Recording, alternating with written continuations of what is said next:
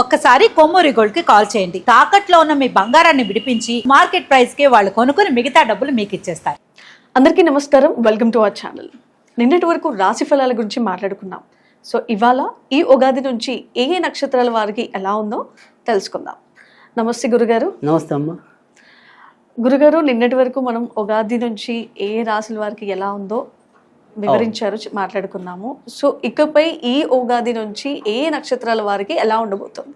మీరు అన్నట్టు నిన్నటి దాకా మనం ఉగాది నుంచి ఏ ఏ రాసులకి ఎలా ఉంటుంది, అందులో బాగున్న రాసులు ఏంటి, బాగుండని రాసులు ఏంటి, పెళ్ళయ్యే రాసులు ఏంటి, పెళ్లి కాని రాసులు ఏంటి, ఇలా రకరకాల విధానాల్లో మనం ఆ రాసుల గురించి తెలుసుకున్నాం. అయితే ఇప్పుడు మీరు అడుగుతున్నది ఏంటంటే ఇవాళ నుంచి మనం నక్షత్రాల పరంగా వెళ్ళాలి అని ఒక నిర్ణయానికి రావటం. ఎందుకంటే ఎవరికి వాళ్ళకి ఒక రాశి కన్నా కూడా వాళ్ళ నక్షత్రం బట్టి తెలుసుకోవాలనే ఆసక్తి మరింత ఉండడానికి కూడా అవకాశం ఉంది. సో నక్షత్రాలు అనేవి అందరికీ తెలిసిందే, 27 నక్షత్రాలు. ఈ 27 నక్షత్రాలు కలిపితే మనకి 12 రాసులు అవటం అనేది ఉంటుంది. ఈ ఏడాది స్వాతి నక్షత్రం వారికి ఎలా ఉండబోతుంది అంటారు? స్వాతి నక్షత్రం కూడా మనకి ఏదైనప్పటికీ కూడా అది తులారాశి. తులారాశి వారికి ప్రస్తుతం అయితే ఈ గోచారం అంతా కూడా కొంత అనుకూలకంగానే ఉంది.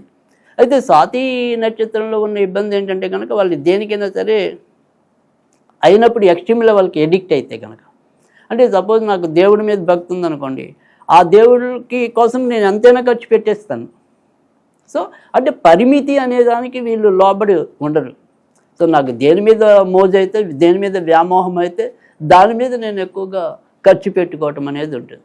ఆ రకంగా వీరు వ్యసనాల రూపేణా, బలహీనత రూపేణా ఈ ఏడాది ఎక్కువగా నష్టపోవడానికి, మోసపోవడానికి అవకాశాలు ఉన్నాయి. కనుక ఆ ఒక్క విషయంలో వీళ్ళు కనుక నియంత్రణ పాటిస్తే తులాలో ఈ స్వాతి నక్షత్రం వాళ్ళు చక్కటి జాతకం ఈ సంవత్సరం గోచారం ఉంది వీళ్ళకి. ఎందుకంటే ప్రస్తుతం 6వ ఇంట్లో శని వీళ్ళకి మంచి యోగాన్ని ఇవ్వటం అనేది జరుగుతుంది. లాభస్థానంలో కేతువు కూడా మంచి జరగటం అనేది ఉంది.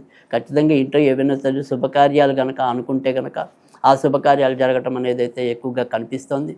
సో ఎలా చూసుకున్నప్పటికీ కూడా సంతోషకరమైన వార్తలు వినడానికి పాసిబిలిటీస్ ఎక్కువ ఉన్నాయి. కానీ ఇదే రోగస్థానంలో అంటే 6వ ఇంట్లో శని మనకి ఎలాగైతే అదృష్టాన్ని ఇస్తాడో అదే సమయంలో కొంత అనారోగ్యం కూడా ఇస్తాడు.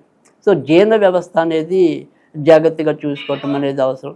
తర్వాత ఏదైనా సరే ఆహారం భుజించడంలో కొద్దిగా మితాన్ని పాటించడం అనేది అవసరం. ఈ జాగ్రత్తలు తీసుకుంటే కనుక ఖచ్చితంగా సువర్ణ కాలంగానే మనం తులారాశి వాళ్ళకి చెప్పుకోవచ్చు.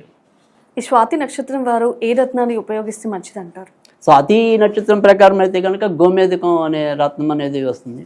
అయితే గోమేధికమే మరి మంచి చేస్తుందా అంటే కనుక ఖచ్చితంగా గోమేధికం పెట్టుకోవటం వల్ల మంచి జరగటం అనేది ఉంటుంది. కనుక నిరభ్యంతరంగా 2 రకాలుగా కూడా గోమేధికం అంటే వారి యొక్క స్వాతి నక్షత్రం ప్రకారం గోమేధికం, ప్రస్తున్న గ్రహస్థితి బట్టి కూడా గోమేధికం వాళ్ళకి అనుకూలమైన ఫలితాలు ఇవ్వడానికి అవకాశాలు ఎక్కువ ఉంటాయి.